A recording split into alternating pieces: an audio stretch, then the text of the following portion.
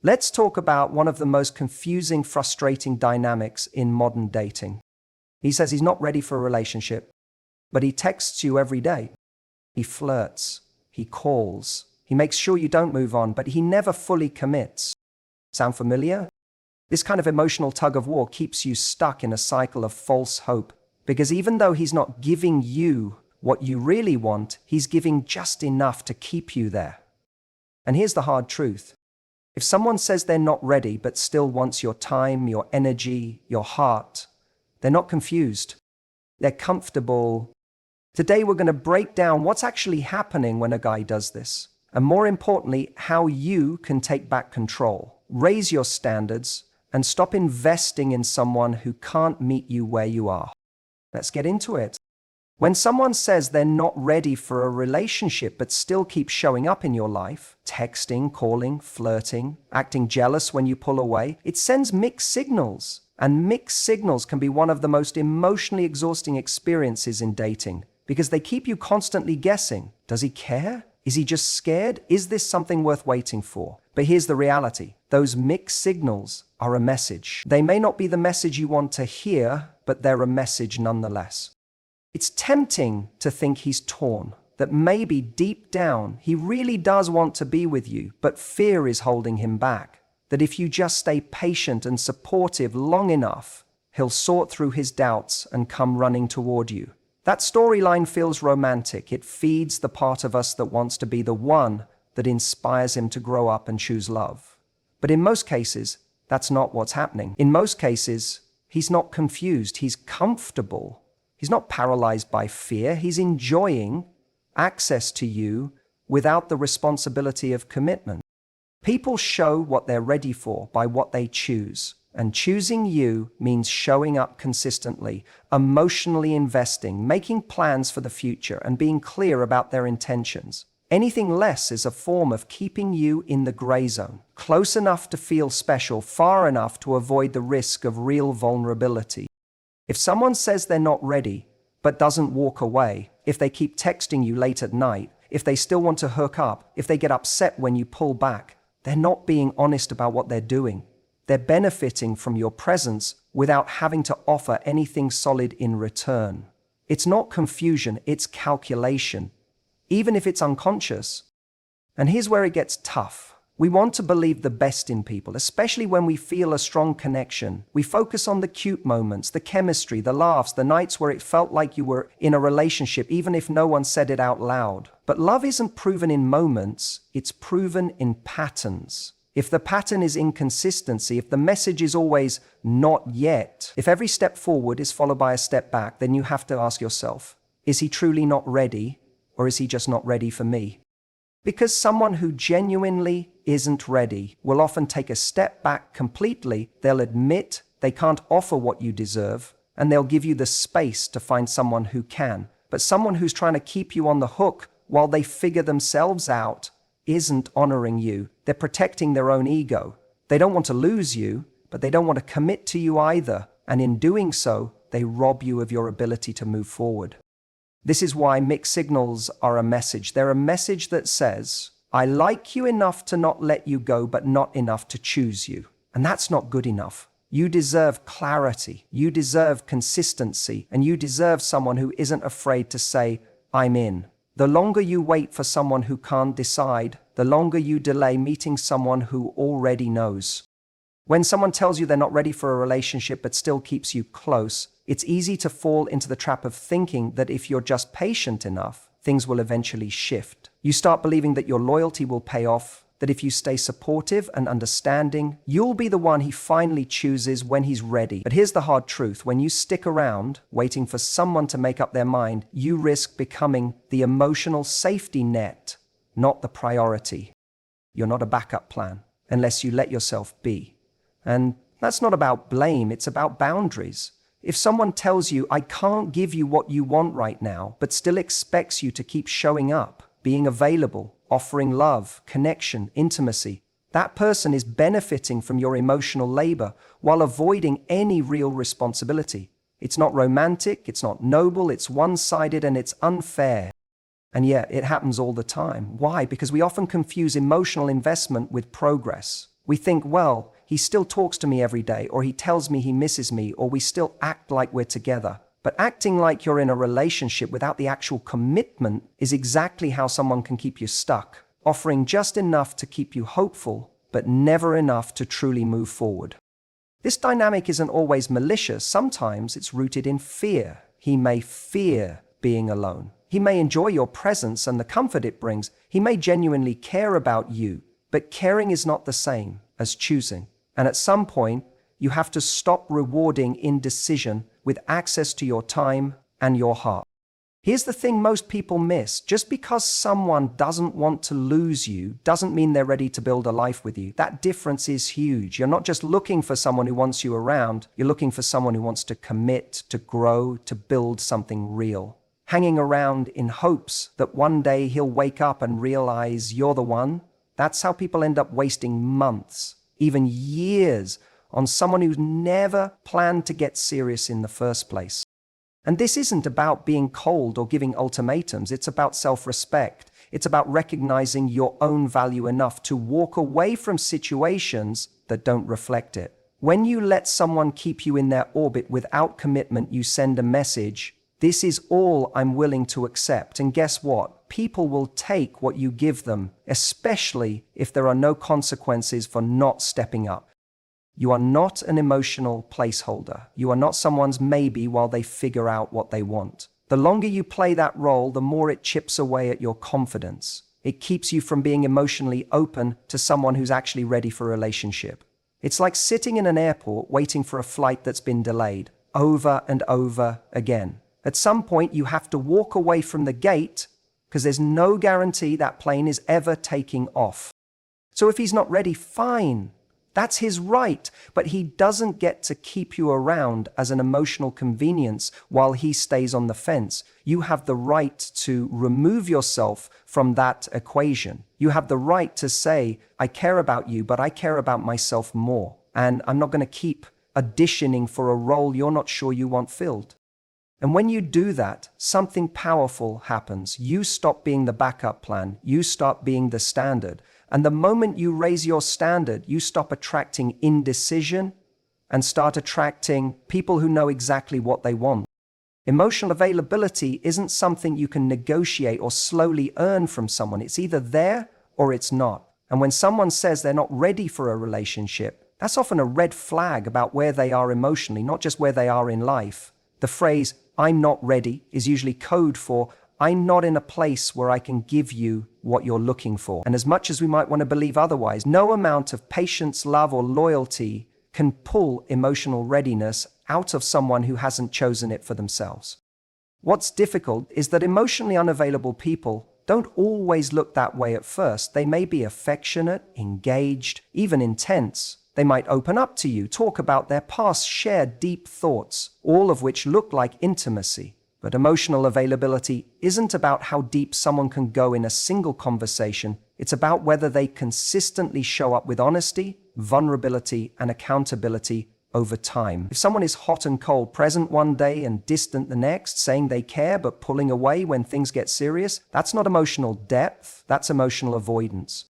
It's easy to get caught up in the potential. You start making excuses. Maybe he's just been hurt. Maybe he's scared. Maybe he just needs time. And while yes, people have baggage and past pain, the reality is this. If someone isn't ready to be available to you, it doesn't really matter why. Your experience still ends up the same, filled with confusion, unmet needs, and emotional inconsistency.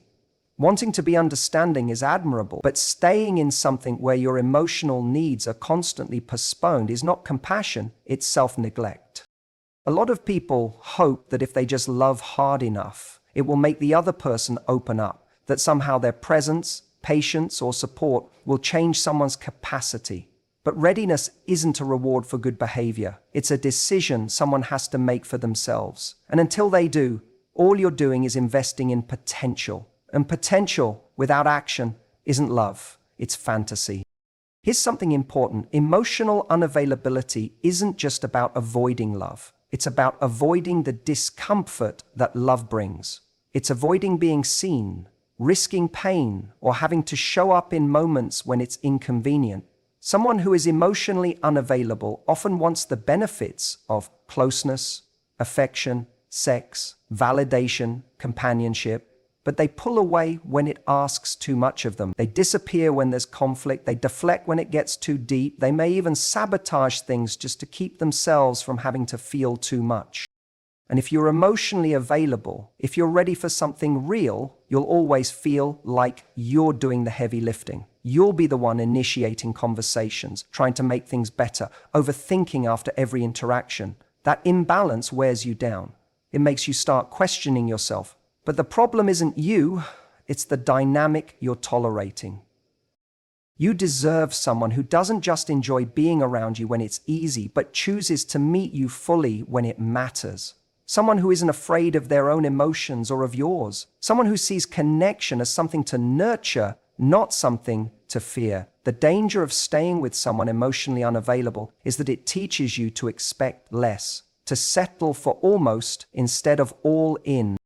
You're not asking for too much by wanting a consistent, emotionally present relationship. You're asking the wrong person if you keep trying to find that with someone who's already told you they can't give it. Emotional availability is a requirement, not a luxury. And if it's not there, love can't grow, no matter how hard you try. Every day you spend waiting for someone to be ready is a day you're not fully living your own life. It's a subtle but powerful truth. The energy you invest in holding space for someone else's indecision is energy you're taking away from your own growth, your goals, your confidence, and your peace of mind. You may not feel it at first because it can seem like you're just being patient or giving things a chance. But over time, that waiting turns into a slow erosion of your self-worth. We often convince ourselves that we're not really waiting, that we're just seeing where it goes. But if you've made it clear that you want a relationship and someone else has made it clear that they're not ready, and yet you're still staying emotionally tied to them, then you are waiting. You're waiting for them to change, to evolve, to catch up to where you are. And in doing that, you put your own evolution on pause. What's tricky is that it doesn't feel like stalling at first. You're still living your life, working, socializing, maybe even dating casually, but deep down, part of you is emotionally unavailable to everything else. Because a part of you is still anchored to someone who has yet to make a decision. You keep a little corner of your heart reserved, hoping they'll eventually realize what you already know, that what you have is special and worth committing to. But while you're waiting for them to be ready, you're delaying what you are ready for. You can't fully be open to new people or new possibilities when you're emotionally entangled in someone else's ambiguity. You can't build confidence and self-respect when you're quietly accepting emotional breadcrumbs. Your life becomes smaller. Not all at once, but bit by bit. You second-guess your needs. You question your standards. You start wondering if maybe you're just being too intense, too impatient, too much. And all the while, time passes. Days, weeks, sometimes even years, spent in a kind of emotional holding pattern. You tell yourself the wait is temporary, but time doesn't stop just because someone else can't make up their mind. The future you want is still moving forward. And if you don't start walking toward it, you'll eventually look up and wonder where the time went. The truth is, your energy is one of your most valuable resources. Where you place it determines what grows in your life. When you keep pouring it into someone who isn't pouring back, it's like watering a plant that's never going to bloom. No matter how much love, care, or hope you give it, it's just not capable of giving you the return you deserve. And the worst part? You miss out on opportunities to connect with people who are ready, because you're emotionally spoken for by someone who isn't. Growth requires movement. And sometimes the most powerful move you can make is to step away from someone who can't give you what you want, even if it hurts. It's not about giving up on love. It's about giving up on a situation that's not loving you back in the way you need. When you reclaim your energy from a dead-end connection, you create space for new relationships, new goals, and most importantly, a deeper connection to yourself. You deserve a life that moves forward, not one that pauses while someone else decides if they're ready for you. You deserve to be chosen, not eventually, not someday, but now. And if someone can't do that, the most loving thing you can do is stop waiting and start choosing yourself. There comes a point in every emotionally confusing situation where you have to stop asking what they want and start asking, what you're allowing. When someone says they're not ready for a relationship, but still doesn't want to let you go, they've made a choice. They've chosen comfort over clarity. But if they won't make the decision to walk away, then you have to be the one to make it. You have to take the power back by doing what they won't, setting a boundary and choosing progress over potential. It's easy to get stuck in a cycle of hoping they'll come around. You think that if you just hang in a little longer, give them a little more grace, show them a little more loyalty, they'll finally realize they're ready. And every time they give you just enough, a sweet message, a vulnerable moment, a date that feels like something real, you think, maybe this is it. Maybe it's finally happening. But then nothing changes. The cycle resets. The promises stay vague. The future stays blurry, and you keep shrinking your needs to make room for their uncertainty. The reality is, someone who truly wants to be with you will not risk losing you. They won't keep you in the gray. They won't dangle hope without follow-through. And if they're doing that, it's not because they're unsure about you. It's because they're not willing to do the work required for a real relationship. That's not your burden to carry. And the longer you let them sit in indecision, the more you give your power away. Taking your power back doesn't mean you stop caring. It means you care about yourself enough to stop participating in something that's draining you. It means saying, I hear that you're not ready, and that's okay. But I'm not going to keep giving relationship energy to someone who isn't building a relationship with me. That's not being dramatic or harsh. That's being clear. That's being honest. And clarity is a gift, both to yourself and to the other person. The truth is, people often don't change when they're comfortable. As long as you're there, answering the texts, being emotionally supportive, acting like a partner without actually being one, there's no reason for them to step up. You've removed the urgency. You've made it easy for them to enjoy the benefits of your presence without facing the consequences of not committing. Sometimes the most loving thing you can do is walk away, not out of anger, but out of respect for what you deserve. You don't need to convince someone to be ready for you. You don't need to stick around to prove your worth.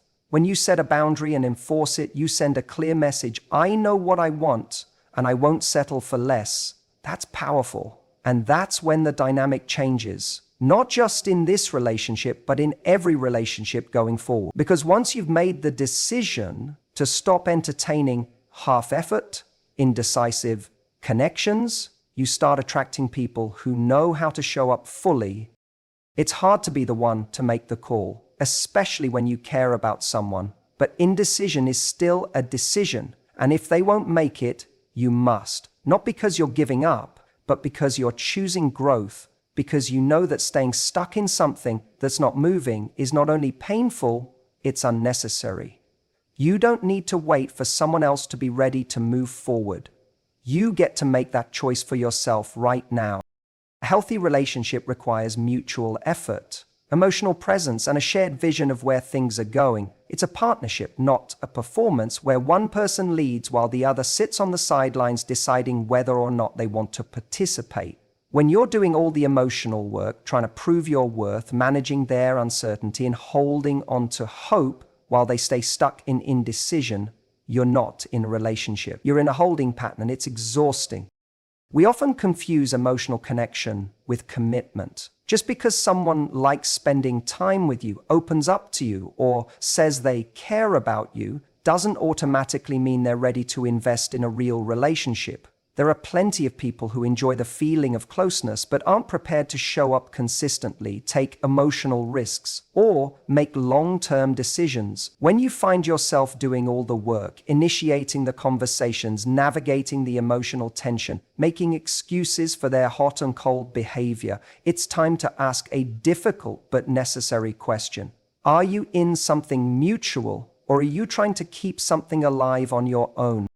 It's a deeply painful experience to feel like you're giving your best to someone who isn't meeting you halfway. You begin to question whether you're too much, whether you're asking for too much, whether you just need to be more understanding. But that internal dialogue is often what keeps you stuck, because instead of recognizing that this isn't a balanced relationship, you turn the blame inward. You focus on how to adapt, how to be more patient, how to not scare them off. But a person who's truly right for you won't be scared off by your clarity or your desire for something real. They'll be aligned with it.